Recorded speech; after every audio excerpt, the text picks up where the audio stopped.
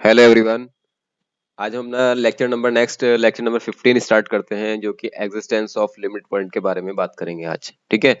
इससे पहले हम लेक्चर 14 में लिमिट पॉइंट क्या होता है, सीक्वेंस क्या होता है, सीक्वेंस क्या लिमिट पॉइंट क्या होता है, उसके बारे में कुछ डिस्कस कर चुके हैं। आप जाके हम पूरा सिलेबस CSIR नेट JRF और IIT JM गेट में जो आता है उसको डिस्कस कर रहे हैं यहाँ पर। तो अगर आप ये पूरी सीरीज को अवेल करना चाहते हैं तो सिंपल से चैनल को सब्सक्राइब कर लें और बेल आइकन को ऑन कर दें। तो हम पूरा real analysis, abstract algebra, linear algebra, complex analysis, ODE, PDE, ordinary differential equation, partial differential equation, integral equation, calculus of variation, सारा का सारा सिलेबस हम यहाँ पर डिस्कस करेंगे। ये फ्री ऑफ कॉस्ट है।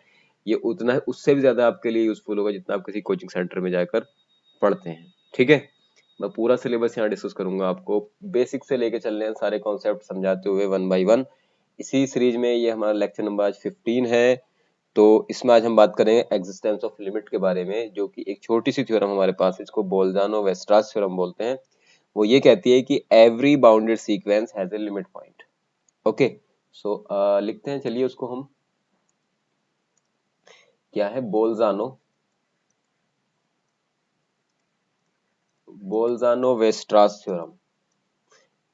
ये हम सीक्वेंस के लिए पढ़ रहे हैं, बोल्जानो Weierstrass theorem. बोल्जानो Weierstrass theorem.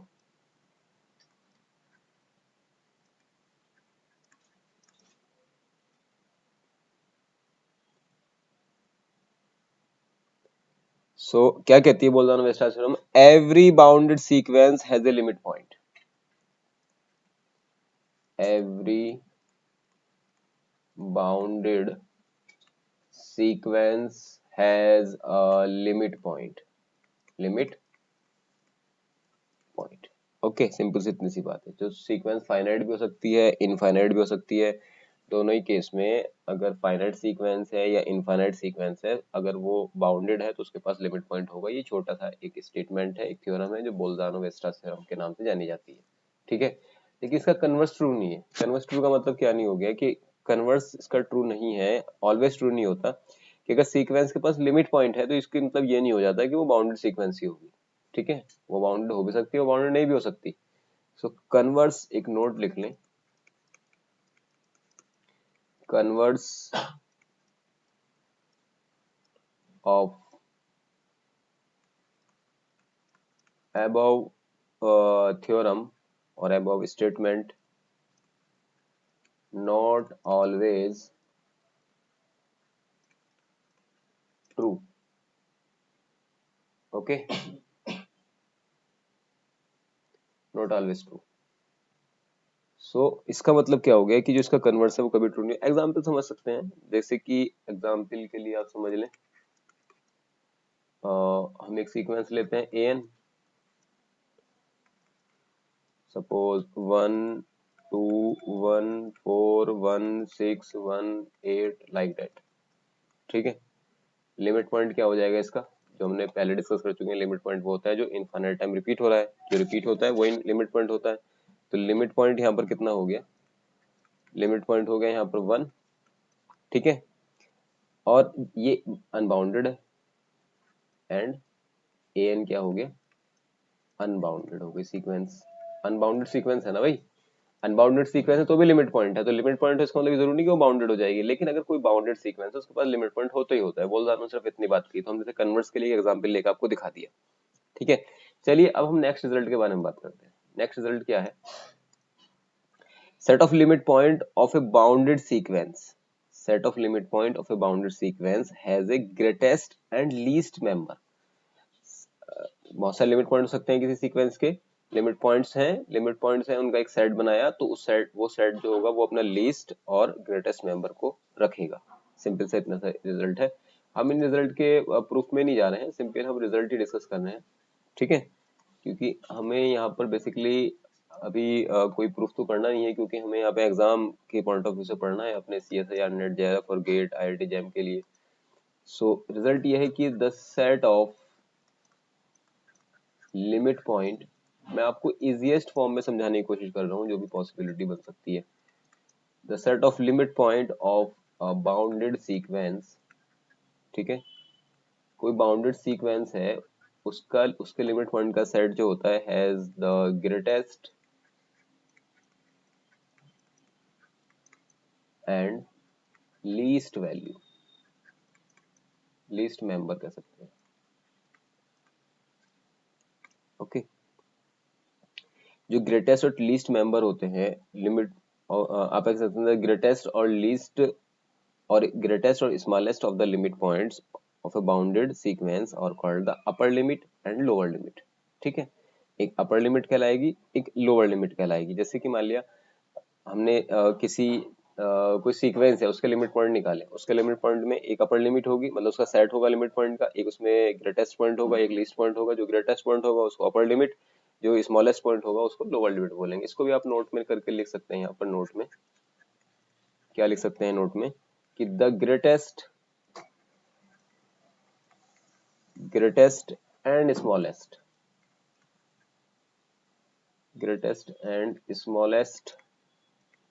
of the limit points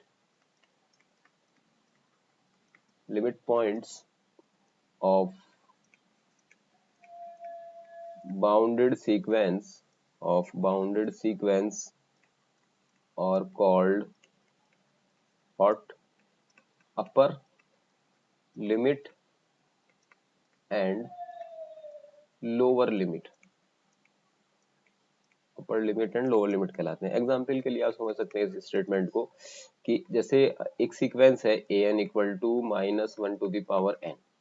ठीक है, तो इसके लिमिट पॉइंट हो जाएंगे कितने, 1 और -1। इसको एक सेट में लिख लिया, तो ये तो कहलाएगा इसका 1 तो कहलाएगा अपर लिमिट, ये तो हो गया अपर लिमिट, और ये वाला हो गया लोअर लिमिट। बस यही स्टेटमेंट था ये। ठीक है, और भी एग्जांपल आप ले सकते हैं। आप एक एग्जांपल ले लें, suppose a n equal to 1 plus -1 to the power n। ठीक है, इसमें हम जब 1 पुट करेंगे तो एक बार 0 आएगा, लिमिट पॉइंट 0 आ जाएगा, और फिर 2 पुट करेंगे तो मतलब इवन पे 2 आता रहेगा, तो 2 लिमिट पॉइंट आ जाएंगे इसके। तो ये हो गया अप, ये हो गया लोअर और ये हो गया अपर। सिंपल से इतनी सी बात है। अब लिमिट ऑफ सीक्वेंस के बारे में बात करते हैं। Limit of sequence, let a n be a sequence, कोई सीक्वेंस मान लेते हैं, and L belongs to a set of real number, मतलब एल कोई रियल नंबर है। We say L is the limit of a n for every epsilon positive there exist m belongs to n such that a n minus n less than epsilon for all n greater than equal to n। ठीक है, ये तो मैंने आपको एक basic जो bookish definition है वो बताई। इसका सिंपल सा मतलब ये है कि अगर कोई पॉइंट लिमिट बनता है, देखो लिमिट पॉइंट और लिमिट में डिफरेंस है। लिमिट पॉइंट बहुत सारे हो सकते हैं, लिमिट एक ही होगी। ठीक है, अब हम लिमिट की बात करें, लिमिट पॉइंट की बात नहीं कर रहे हैं। लिमिट पॉइंट एक से ज्यादा हो सकते हैं, लेकिन लिमिट सिर्फ और सिर्फ एक ही होती है। कोई पॉइंट एल, कोई नंबर एल लिमिट कहलाता है किसी सीक्वेंस की, कि अगर सिंपल सी बात है उसकी नेबरहुड में अनकाउंटेबल नंबर ऑफ या इनफाइनाइट नंबर ऑफ पॉइंट्स आ जाएं, और बाहर जो रह जाए वो फाइनाइट नंबर ऑफ पॉइंट्स रह जाएं। सिंपल सी बात ये है कि अगर हम इसको मैथमेटिकल फॉर्म में लिखें तो let a n be a sequence and L belongs to R is a real number if for any epsilon positive there exists small m belongs to n depending on epsilon such that an minus l less than epsilon for all n greater than equal to m। इसका क्या मतलब हो गया कि हमने epsilon very very small लेते गए, और भी छोटा ले सकते हैं, जितना भी आप छोटा चाहें इतना छोटा एक एप्सिलॉन एक नंबर ले लें। पॉइंट सीक्वेंस और एल के बीच की का जो डिफरेंस है वो वेरी वेरी स्मॉल हमने कर दिया, मतलब उनके बीच में अनकाउंटेबल नंबर पॉइंट्स आ गए। N greater than equal to m, एक पर्टिकुलर पॉइंट के बाद। इसका मतलब क्या हुआ, जैसे एक लाइन ड्रॉ करता हूँ यहाँ समझाने के लिए आपको। ये एन ग्रेटर देन एम का मतलब क्या हो गया भाई, यहाँ पर मान लिया 0 है, यहाँ पर सपोज 1 है, तो पहले यहाँ मान लो कहीं 1/2 आ गया, फिर यहाँ 1/3, 1/4, 1/5, 1/6, ऐसे आते जा रहे हैं जीरो के नजदीक, ठीक है।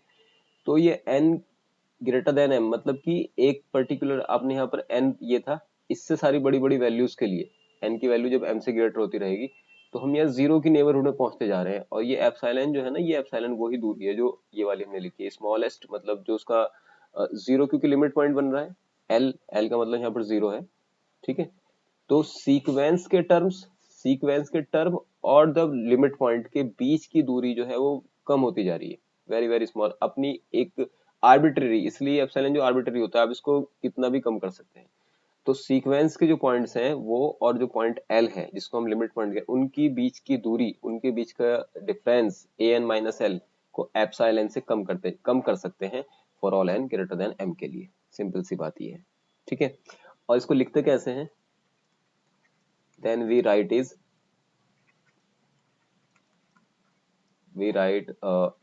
n जो होगा वो l की तरफ को मूव करेगा as n tends to infinity, और you write simply limit n tends to infinity an equal to n, ये होगी, ठीक है बात। ये हो गई लिमिट ऑफ सीक्वेंस। तो जैसे जैसे n को हम बढ़ाते जा रहे हैं तो सीक्वेंस के जो टर्म है वो किसी एक नंबर की तरफ को अप्रोच करते जा रहे हैं, किसी एक पर्टिकुलर नंबर की तरफ को, वो यूनिक नंबर जो होगा वो ही लिमिट कहलाएगा ऑफ द सीक्वेंस। सीक्वेंस की लिमिट जो होती है वो एक होती है, सिंगल होती है, यूनिक होती है, ठीक है। तो ये था सिंपल सी बात, हमारा लिमिट ऑफ सीक्वेंस का कॉन्सेप्ट, ठीक है। मैंने इसको इजिएस्ट फॉर्म में आपको समझाने की कोशिश की है। अब हम कन्वर्जेंस ऑफ सीक्वेंस के बारे में बात करते हैं। अब वो भी बिल्कुल इससे रिलेटेड ही मतलब एक कॉन्सेप्ट है, वो कोई अलग नहीं है। कन्वर्जेंस ऑफ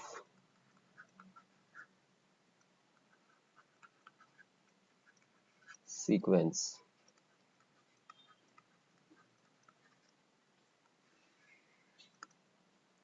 कोई भी सीक्वेंस कन्वर्जेंस कहलाती है if it has a limit, okay, and we say sequence converges to that limit. Simple सी बात ये, कन्वर्ज कब होगी, जब उसके पास लिमिट होगा और वो उस पॉइंट को लिमिट पे कन्वर्ज करेगी। सो you can write simply sequence is said to be convergence is said to be convergence if it has limit and, उसके पास लिमिट होनी चाहिए, and we say sequence converges to that limit,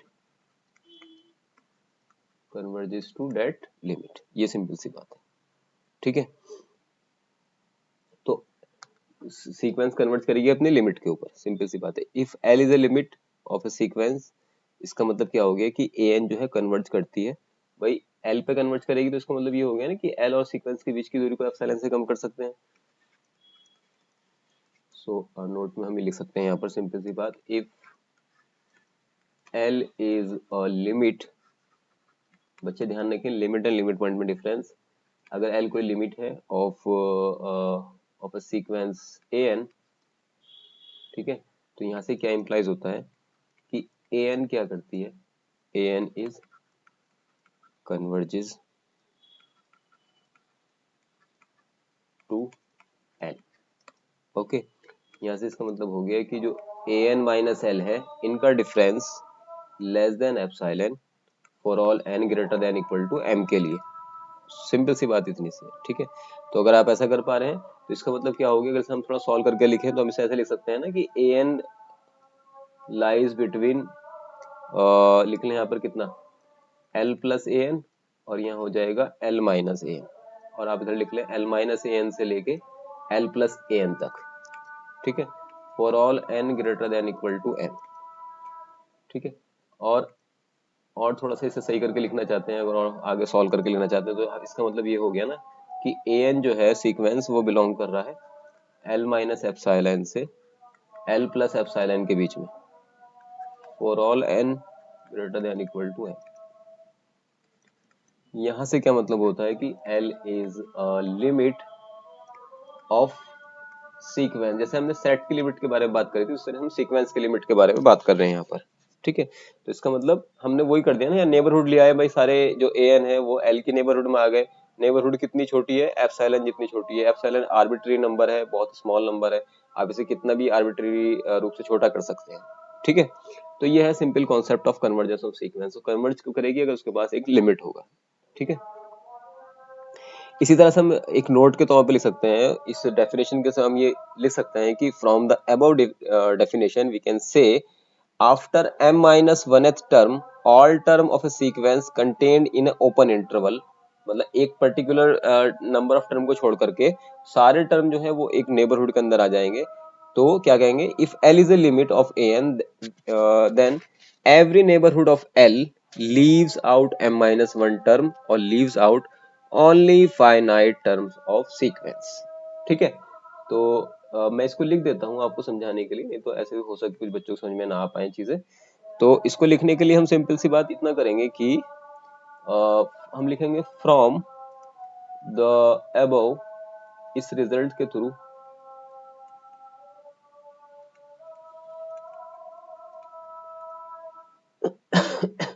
we से क्या कह सकते हैं, we से after m-1th term, मतलब कुछ फाइनाइट नंबर ऑफ टर्म को छोड़ दें अगर, m-1th टर्म ऑल टर्म्स, इतने छोड़ने के बाद all terms of sequence contained in open interval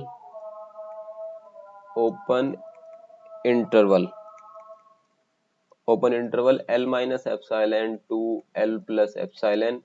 तो m minus 1 टर्म को छोड़ के बाकी सारे टर्म जो है इस नेबरहुड के अंदर आ जाएंगे। बाकी कुछ फाइनाइट टर्म, जैसे मैंने अभी लाइन ड्रॉ करके दिखाया था ना कि 1/2 1/3 वो फाइनाइट टर्म बाहर आ जाएंगे जब हम जीरो की नेबरहुड में पहुंचेंगे। ऑल टर्म जो है वो इस नेबरहुड में आ जाएंगे। तो आप ऐसे कह सकते हैं, hence if L is limit of a sequence an, then every neighborhood of L मतलब the limit, okay, leaves out m minus 1 term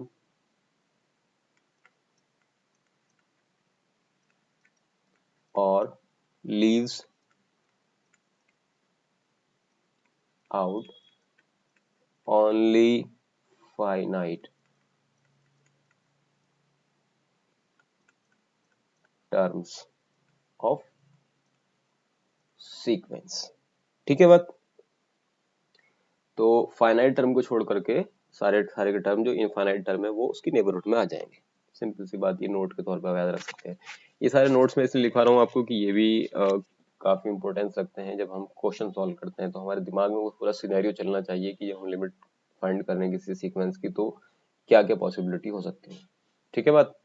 इसी तरह से हम एक और रिजल्ट के लिए बात कर सकते हैं, और आप इसको नोट के फॉर्म में भी लिख सकते हैं कि if any open interval contain L, मतलब limit leaves out the infinite member of the sequence then L is not a limit.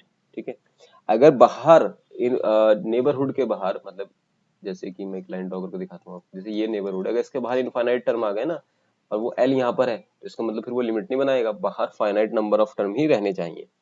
So you can write simply if any open interval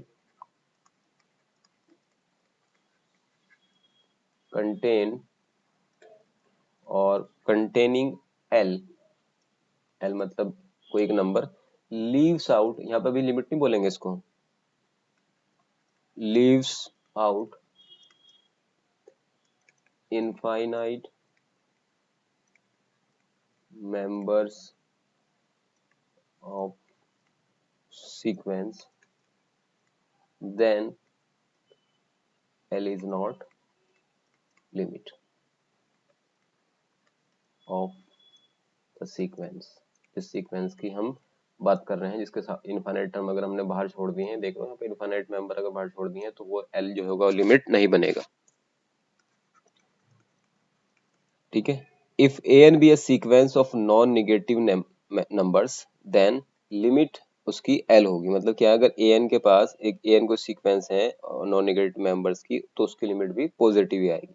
ठीक है, मतलब जाहिर सी बात है भाई कि अगर सारे टर्म पॉजिटिव है तो लिमिट तो पॉजिटिव होगी, लिमिट निगेटिव कैसे हो जाएगी उसकी। Okay, so you can write simply if a n be a sequence of non-negative be a sequence of non-negative numbers and if limit ऐसे लिखेंगे limit n tends to infinity a n equal to L. ठीक है, तो ये L जो होगा वो भी ग्रेटर देन इक्वल टू 0 ही होगा, नॉन निगेटिव ही होगा। ठीक है बात। एक और रिजल्ट हम लिखते हैं यहाँ पर।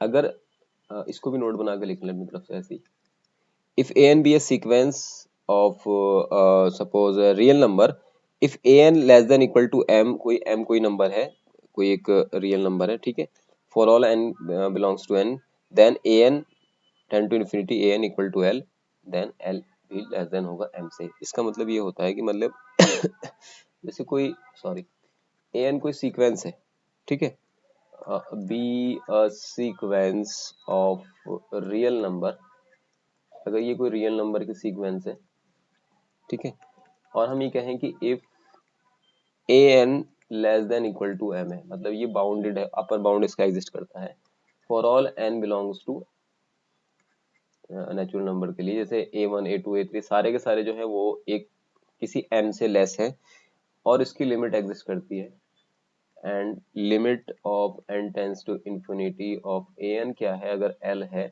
तो ये एल भी जो होगा ना, ये वाला एल, ये भी उस एम से लेस ही होगा। क्लियर बात।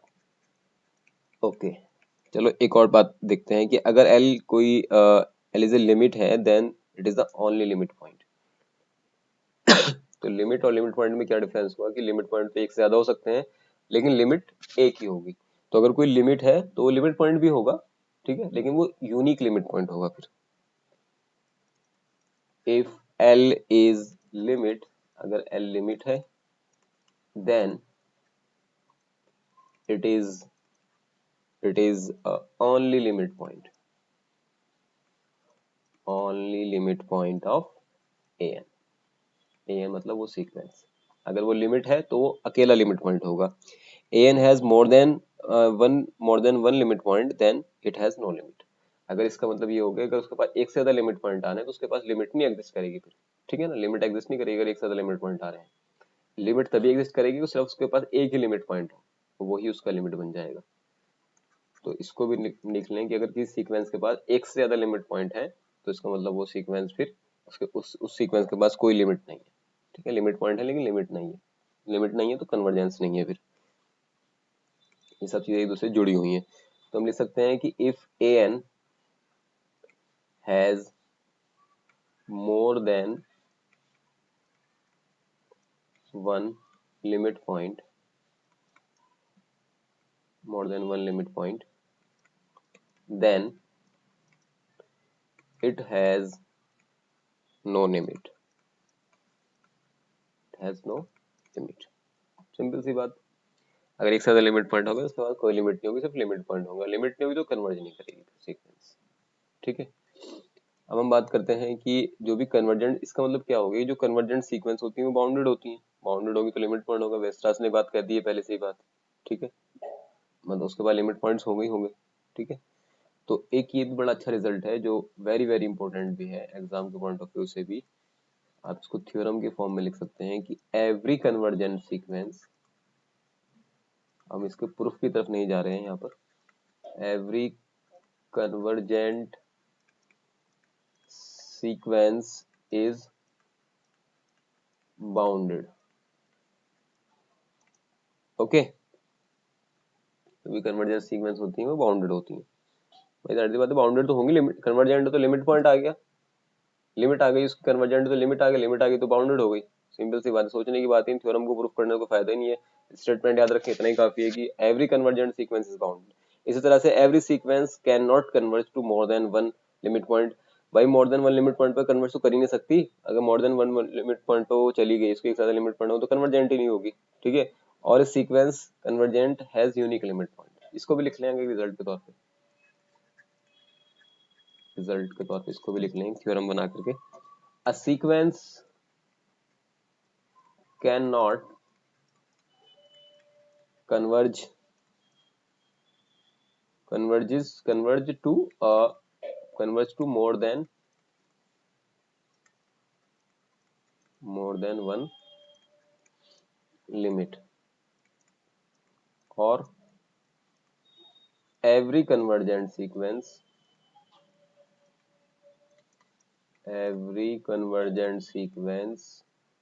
has unique limit point। Okay, इसका भी कोई प्रूफ की जरूरत नहीं है, बट एक साथ लिमिट पॉइंट हो गए तो कन्वर्ज नहीं करेगी ना, कन्वर्ज करेगी सिर्फ यूनिक के ऊपर, एक के ऊपर ही, ठीक है। अब हम बात कर लेते हैं डाइवर्जेंस ऑफ सीक्वेंस के बारे में, उसके बाद हम बात करेंगे ऑसिलेटरी के बारे में। ओके, तो चलिए इसको हम यहीं पर रोक देते हैं इतने लेक्चर को, नेक्स्ट में हम बात करेंगे डाइवर्जेंस के बारे में। सो आई होप ये आपको समझ में आ गया होगा, फिर भी किसी को कोई डाउट है तो प्लीज कमेंट सेक्शन जरूर बताएं। And if you like the content please like, subscribe the channel and share among the friends, क्योंकि ये सारा का सारा बिल्कुल फ्री ऑफ कॉस्ट है। आप ज्यादा से ज्यादा अपने फ्रेंड्स को शेयर करें, उन्हें बताएं, तो ये आपकी घर बैठे पूरी तैयारी हो जाएगी, आप घर बैठे फ्री ऑफ कॉस्ट पूरा का पूरा सिलेबस अवेल कर सकते हैं। तो थैंक यू अगेन, तो सब्सक्राइब करना ना भूलें और शेयर करना ना भूलें। Okay, thank you.